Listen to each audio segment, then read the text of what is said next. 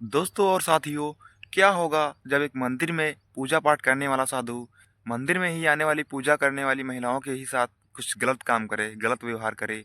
कुछ ऐसा ही घटना एक सामने वाले गांव में हुआ है, जो कि क्या है पूरी कहानी, आइए विस्तार से समझते हैं। तो दोस्तों, मेरा नाम है जानू राज और आप देख रहे हैं जानू क्राइम वर्ल्ड। तो दोस्तों, इस कहानी की शुरुआत होती है, एक गांव था जहां पर एक महिला के साथ में रहती थी। दोस्तों, उसके सास ससुर का 2 साल पहले देहांत हो चुका होता है। अब उस घर में जो है 3 लोग ही होते हैं, उसका पति और वो उसका बेटा। दोस्तों, होता क्या है, उसका पति गांव घर में काम कर रहा होता है और कैसे भी करके अपना घर परिवार चला रहा होता है। एक दिन दोस्तों क्या होता है कि कुछ दिनों से काम काज नहीं लगने से उसका घर परिवार नहीं चल रहा था। तो दोस्तों, वो परेशान होकर अपनी पत्नी से बोलता है कि देखो, यहाँ पर रहने से कोई काम-काज सही से नहीं चल रहा है, तो घर गुज़र-बसर कैसे होगी? तो आप ही बताओ, इसके लिए मैं क्या करूँ? अगर कुछ चलेगा नहीं, तो अपना बेटा है, इसकी पढ़ाई भी हो रही है और ये सब कैसे होगा? तो दोस्तों, उसकी पत्नी बोलने लगती है, बात तो सही बोल रहे हो, लेकिन इसके लिए आपको तो कुछ सोचना चाहिए, आपको कुछ करना चाहिए। तो वो बोलती है कि क्यों ना आप कुछ दिनों के लिए, 1-2 महीने के लिए आप शहर में चले जाओ और वहाँ पर कोई अच्छी-सी नौकरी ढूँढ के कर लो, जो कि बेटे की पढ़ाई भी होगी और अपना घर भी सही से चलेगा। उतने में वो बोलने लगता है कि आपने बात तो एकदम अच्छी और सही बोली। तो सोचने लगता है कि चलो ठीक है, कल से मैं सोचूँगा और कपड़े मेरे जो है मेरे बैग में सारे कुछ सामान पैक कर दो और कल मेरी जाने की तैयारी है। वो जाता है बस स्टेशन के पास में और वहाँ से अपना सफ़र तय कर लेता है। उसके जाने के बाद दोस्तों होता क्या है, उसका एक बेटा होता है जो पढ़ाई कर रहा होता है, कक्षा 7 में होता है। दोस्तों, एक दिन क्या था, संडे का दिन था और वो छुट्टी थी उसकी और घर में था और वो अपनी मम्मी से बोलता है कि मम्मी, आज मेरी छुट्टी है, तो मैं थोड़ा दोस्तों के साथ में घूमने टहलने बाहर वाले सामने जो अपने गांव में मंदिर है वहां पर जा रहा हूँ। तो उसकी मम्मी बोलती है कि ठीक है, जाओ घूम टहल के आओ, लेकिन जल्दी आना। फिर बोलता है ठीक है मम्मी, मैं जल्दी आऊँगा। उसके बाद में दोस्तों वो चला जाता है अपने दोस्त के घर, वहाँ पर अपने दोस्त को बुलाता है। उसको बुलाने के बाद उस सामने वाले मंदिर में बॉल लेकर जाते हैं, वहाँ पर खेल रहे ही होते हैं। इतने में दोस्तों एक तालाब था वहाँ पर मंदिर के पास में। उस तालाब से एक जहरीला साँप निकल कर उन दोनों के पास से निकलता होता है। इतने में दोस्तों उस दोनों बच्चों खेल रहे बच्चों में उन दोनों बच्चों में से एक की नज़र उस साँप पर पड़ जाती है और वो देखता है तो चिल्लाने लगता है और अपने दोस्त से बताता है कि देखो, वो देखो, एक साँप जा रहा है। दोस्तों, अब जब दूसरा बच्चा साँप देखता है तो वो थोड़ा कम दिल का था, उसका दिल जो है हल्का था, तो वो साँप देखते ही भागता है, भागकर जो है उसका पैर फिसल जाता है और वो धड़ाम से गिर जाता है और वहाँ पर बेहोश हो जाता है। दोस्तों, इतने में क्या होता है, एक दूसरा बच्चा जो होता है, उसका दिमाग थोड़ा तेज़ था। दोस्तों, इतने में वो बगल में बने मंदिर में यानी जाता है और वहाँ पर पूजा कर रहे बाबा से यानी उन बाबाओं से बोलता है कि बाबा, यहाँ पर हम और मेरा दोस्त जो है खेलने के लिए आए थे और यहाँ पर एक जो तालाब है, यहाँ पर एक गहरा जहरीला सांप जा रहा था। तो मेरे दोस्त और हमने देखा, तो मुझे तो शायद कुछ भी ना हुआ, लेकिन मेरे दोस्त को इतना डर हुआ कि ये दौड़ने लगा और इसका पैर फिसल गया और ये धड़ाम से गिरा और वहीं पर बेहोश हो गया। जो बाबा थे, जो पूजा कर रहे थे, वो पूजा पाठ छोड़ के उस लड़के का हाथ पकड़कर उस बेहोश होने वाले बच्चे के पास जैसे ही जाने की कोशिश करते हैं और वो छोटा बच्चा लेकर उस बच्चे के पास जाता है। तो दोस्तों, क्या होता है, जैसे ही बाबा ने उस बच्चे को ज़मीन पर पड़े बेहोश देखा, फिर उस बच्चे को उठाकर मंदिर में लाया और कुछ जड़ी बूटियों का सेवन करके उस बच्चे के मुंह में 2-3 बूंद जो है डाल देता है चम्मच की मदद से। उसके बाद में उस बच्चे की होश आ जाता है।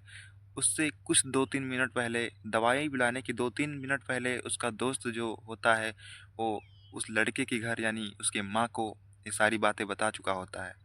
उसके बाद में दौड़ते हुए, बिलखते हुए, रोते हुए उसकी माँ उस लड़के के साथ में उस मंदिर के पास जाती है जहाँ पर उसका बच्चा जो है अब होश में आ चुका होता है।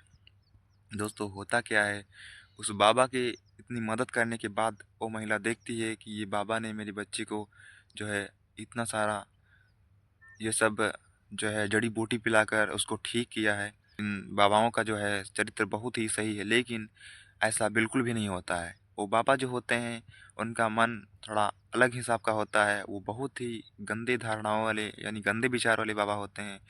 लेकिन वो महिला समझ नहीं पाती है, सोचती है कि मेरे बच्चे की जान बचाई है इन बाबाओं ने, तो बहुत ही अच्छे स्वभाव के हैं। ठीक है, कोई बात नहीं है। वो अपने बच्चे को जैसे-तैसे करके अपने घर ले आती है।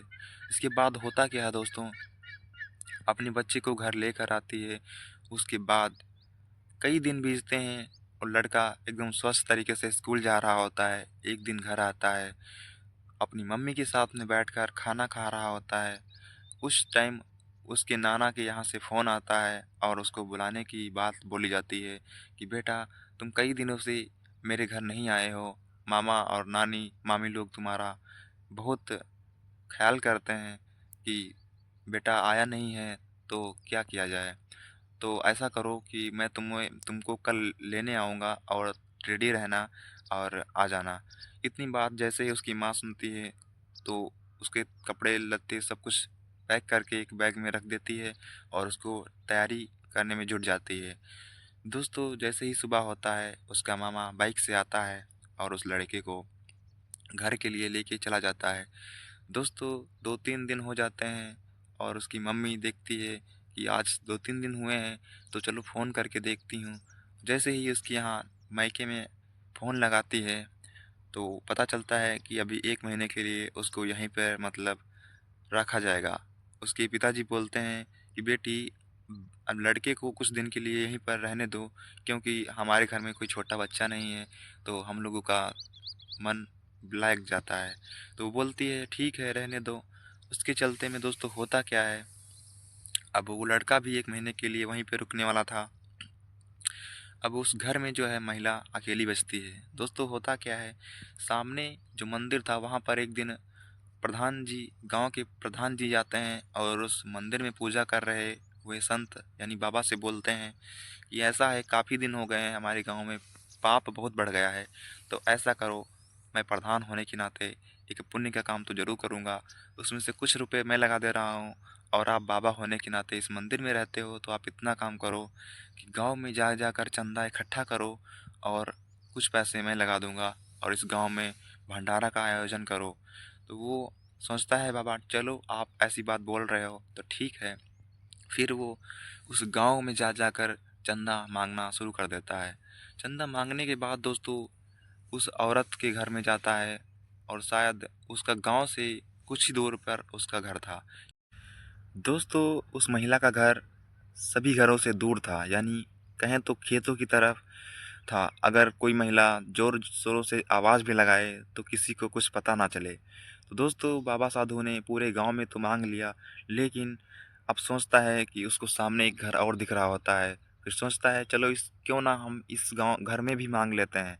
फिर वो बाबा उस घर में जाता है और दरवाजे के पास में खड़ा होकर उस दरवाजे की कुंडी खटखटाने लगता है। कुंडी खटखटाने की आवाज़ सुनकर वो महिला अंदर काम कर रही होती है। वो काम छोड़कर दरवाजे खोलती है। उसके बाद में दोस्तों क्या होता है, दरवाजे खोलते ही जैसे ही उस महिला की नज़र उस साधु बाबा के ऊपर पड़ती है, उसको याद आता है कि मेरे बच्चे को इसी ने मानी मेरे बच्चे को इसी साधु ने बचाया था। तो तुरंत उन साधु को बैठने के लिए देती है, बैठो। और साधु इतने में सोचने लगता है ये तो महिला वही है और बहुत ही खुश हो जाता है और उसकी नज़र कहीं ना कहीं नीयत डोलने लगती है और वो बोलता है कि देखो मैं मंदिर में पूजा कर रहा था, उस टाइम पर प्रधान जी आए थे और बोले थे कि कुछ रुपए मैं दूंगा और आप गांव में जा जाकर चंदा इकट्ठा करो और भंडारा का आयोजन करो। तो महिला से बोलता है कि ऐसी बात है और अगर कुछ हो सके तो उसका इंतजाम आप भी कर दो, उसका बंदोबस्त आप भी कर दो। जैसे ही इतनी बात वो महिला सुनती है दोस्तों, फिर अंदर कमरे में जाकर कुछ पैसे और दान जो है उसके पास में लेकर आती है और साधु बाबा को दे देती है। दोस्तों क्या होता है, उसके बाद में वो साधु उस महिला को अकेले देख उससे कुछ बातें करता है और बोलता है कि क्या है कि आपके घर में और कोई नज़र नहीं आ रहा है। बोलती है तो वो महिला बोलती है कि देखो बाबा, यहाँ पर मैं और मेरा बच्चा और मेरे पति रहते थे, लेकिन यहाँ पर सही से काम काज ना चलने के कारण वो बाहर कमाने के लिए गए हैं और मेरा बच्चा जो है वो मेरे मायके में है।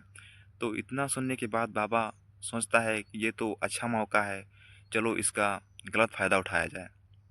दोस्तों होता क्या है, अब वो बाबा क्या बोलता है कि मेरी भूख लगी है, अगर हो जाए तो आप मेरे लिए कुछ खाना वाना खिला सकती हो। वो महिला बोलती है ठीक है बाबा, आप थोड़ी देर विश्राम करिए और मैं आपके लिए खाना यानी भोजन तैयार कर रही हूँ। इसके बाद दोस्तों होता क्या है, वो कैसे भी भोजन तैयार कर लेती है और उन साधुओं को देती है और जल्दी जल्दी वो साधु बाबा जो होते हैं भोजन ख़त्म कर लेते हैं यानी खा लेते हैं। उसके बाद में अभी तक उनके मन में ये ख्याल चल रहा था कि इस सुंदर औरत को कैसे अपनी जाल में फंसाया जाए। दोस्तों होता क्या है, वो बाबा उसके घर की चारों कोने देखते हैं और बोलते हैं कि आपके घर में तो गलत साया का प्रवेश है, तो ऐसा करो कि मैं आपको ये प्रसाद दे रहा हूँ, आप इसको खा लो। दोस्तों जैसे ही बाबा अपनी झोली से प्रसाद की पुड़िया निकाल कर उस महिला को देते हैं और बोलते हैं कि खा लो इसको और आपके घर से ये जो भी जितनी दिक्कतें हैं वो ख़त्म हो जाएंगी। दोस्तों होता क्या है, तुरंत वो महिला प्रसाद खा लेती है। दोस्तों धीरे धीरे करके कुछ मिनट तक वो साधु उस महिला से बातचीत करता है। लगभग 10-15 मिनट के बाद वो महिला अपने आप से ही बेहोश हो जाती है। दोस्तों बेहोश हो जाने के बाद में ये साधु बाबा उसके साथ दोस्तों जब ये महिला बेहोश हो जाती है उसके बाद में ये साधु बाबा उसके सामने वाला दरवाज़ा लॉक कर देते हैं और उस महिला को अंदर कमरे में उठाकर ले जाता है। यानी आपको पता ही है इस टाइम पर उसके घर में उन साधु बाबा और उस औरत के पास सिवा कोई नहीं है। दोस्तों फिर वो क्या करता है, उस महिला के साथ में गलत काम करता है दोस्तों। और जब उसकी सारी इच्छाएं यानी सारा तरीके से कहें तो उसका मन भर जाता है, फिर वो दोस्तों उस महिला को छोड़कर और मोबाइल फ़ोन निकालता है और अपने एक साधु यानी दूसरी गांव में रहने वाले एक साधु को भी फ़ोन कॉल करता है। उसको भी सारी बातें बताता है और बोलता है ऐसी ऐसी बात है और उसको भी वो एड्रेस बताता है और उस एड्रेस पे बुला लेता है। दोस्तों दूसरा साधु बाइक से आता है और बाइक उस महिला के घर के सामने खड़ी करके अंदर जाने की कोशिश करता है। देखता है दरवाज़ा बंद है, फिर कॉल करता है और अंदर से दरवाज़ा खुलवा लिया जाता है। दोस्तों उस साधु को घर के अंदर प्रवेश करके और दरवाज़ा फिर से बंद कर लिया जाता है। बंद करने के बाद दोनों मज़े से गलत काम करते हैं और दोनों की इच्छाएं जब पूरी हो जाती हैं तो वो सोचते हैं कि चलो अब चला जाए। फिर दोस्तों क्या था, एक साधु जो होता है उसमें से बहुत ही चतुर होशियार होता है और वो बोलता है कि क्यों ना हम इसकी एक अश्लील गलत वीडियो बना ली जाए, ताकि आगे से जैसे भी कोई दिक्कत होगी तो मैं इसका गलत फ़ायदा करके इसको ब्लैकमेल करके इसका गलत फ़ायदा उठा सकूँगा। दोस्तों होता क्या है, दूसरा साधु मोबाइल फ़ोन उठा करके उसकी वीडियो बना लेता है और वहीं पर कुछ समय तक बैठे रहते हैं और शराब वगैरह ये सब करते हैं। उसके बाद में जब महिला को होश आता है, महिला देखती है उसके शरीर पर एक भी कपड़े नहीं होते हैं, तो बहुत परेशान हो जाती है और सोचती है कि मैंने जिस साधु पर विश्वास करके इसको अपने घर में भोजन वगैरह खिलाया और इतना सब कुछ बताया, तो इसने मेरे साथ में ऐसा गलत काम किया है। तो साधु से वो महिला बोलने लगती है कि जैसे ही ये सुबह होगा मैं पुलिस स्टेशन जाकर वहाँ पर आप दोनों को पुलिस स्टेशन पहुँचा दूँगी। तो वो दोनों साधु बिना डरे अपने मोबाइल फ़ोन को निकालते हैं और बोलते हैं देख लो, अगर तुम किसी को बताने की कोशिश करोगी तो ये वीडियो डालकर मैं इंटरनेट पर वायरल कर दूंगा और तुम किसी भी लायक नहीं रह जाओगी और जो तुम्हारा पति है वो काम करने गया है वो भी देखेगा, वो भी तुम्हें छोड़ देगा। तो इतना सुनने के बाद वो महिला डर जाती है और सोचती है कि चलो कोई बात नहीं है। फिर वो साधु चले जाते हैं। दरवाज़ा बाहर से लॉक करके वो साधु मंदिर की तरफ चले जाते हैं। उतने में दोस्तों क्या होता है, एक दिन दोस्तों मंदिर में वो दोनों पूजा कर रहे होते हैं। इतने में एक महिला जो कि उस प्रधान जी की पत्नी होती है, वो पूजा की थाली लेकर मंदिर की ओर आ रही होती है। और जैसे ही पूजा करने लगती है, दोनों साधु बैठे होते हैं और एक साधु की नज़र उस खूबसूरत प्रधान की महिला के ऊपर पड़ती है, जो कि बहुत ही खूबसूरत थी। उस साधु की नज़र जैसे ही उस महिला के ऊपर पड़ती है, तो साधु बहुत ही उसकी नीयत खराब हो जाती है और तुरंत जाकर सामने वाले साधु से बोलता है कि देखो मंदिर में कोई बहुत ही खूबसूरत महिला आई है, क्यों ना इसका भी वैसा ही हाल किया जाए। दोस्तों जैसे ही दोनों साधु उस महिला के पास जाते हैं और उस महिला से बोलते हैं कि ऐसी बात है कि तुम्हारे पति प्रधान जी बहुत ही सही हैं और बहुत ही अच्छे मन के हैं। तो आप ऐसा करो कि तुम्हारे पास कुछ महीनों में बहुत बड़ा संकट आने वाला है, तो इसके चलते ये मैं तुमको प्रसाद दे रहा हूँ, ये खा लो और तुम्हारा संकट दूर हो जाएगा। दोस्तों जैसे ही वो पुड़िया निकाल कर प्रसाद की उस महिला को देते हैं, वो महिला खा लेती है और फटाक से कुछ मिनट के बाद वहीं पर बेहोश हो जाती है। दोस्तों जैसा ही इन साधुओं ने उस पहले वाली महिला के साथ में किया था, वैसा ही इस महिला के साथ में भी करते हैं और उसके हाथ पैर बांधकर मंदिर के एक साइड में डाल देते हैं। दोस्तों होता क्या है, इतनी देर हो जाने के बाद प्रधान जी सोचते हैं कि मेरी पत्नी महिला जो है वो काफ़ी देर हुई है और अभी मंदिर से वापस नहीं आई। मंदिर के पास जाते हैं और साधुओं से पूछते हैं कि यहाँ पर मेरी पत्नी पूजा करने आई थी, तो आपने देखा है? तो वो बोलते हैं कि आपकी पत्नी पूजा करके कभी की निकल चुकी होती है। दोस्तों होता क्या है, प्रधान जी सारे गांव में ढूंढना मचाते हैं, ढूंढते हैं, लेकिन उनकी पत्नी नहीं मिलती है। दोस्तों उसकी पत्नी नहीं मिलती है। इसके बाद में दूसरी एक औरत जो है पूजा करने मंदिर में जा रही होती है। उसके बाद होता क्या है, दोस्तों प्रधान जी बहुत ढूंढते हैं लेकिन उनकी पत्नी कहीं पर नज़र नहीं आती है। इतने में ही दोस्तों एक गांव से एक थाली में पूजा का सामान लिए हुए एक औरत मंदिर की ओर जा रही होती है और साथ में उसका छोटा सा लड़का होता है। दोस्तों मंदिर पहुंचकर महिला पूजा में लग जाती है और उसका बच्चा लड़का जो होता है वो इधर उधर खेल में कूदने लग जाता है। खेलते खेलते वो लड़का उसी साइड पहुंच जाता है जहां पर वो महिला रस्सी से बंधी हुई पड़ी होती है। जैसे ही उस बच्चे की नज़र उस महिला पर पड़ती है, फटाक से दौड़ के अपनी मम्मी के पास जाता है और बोलता है कि मम्मी वहाँ पर एक कोई औरत रस्सी से बंधी हुई पड़ी हुई है।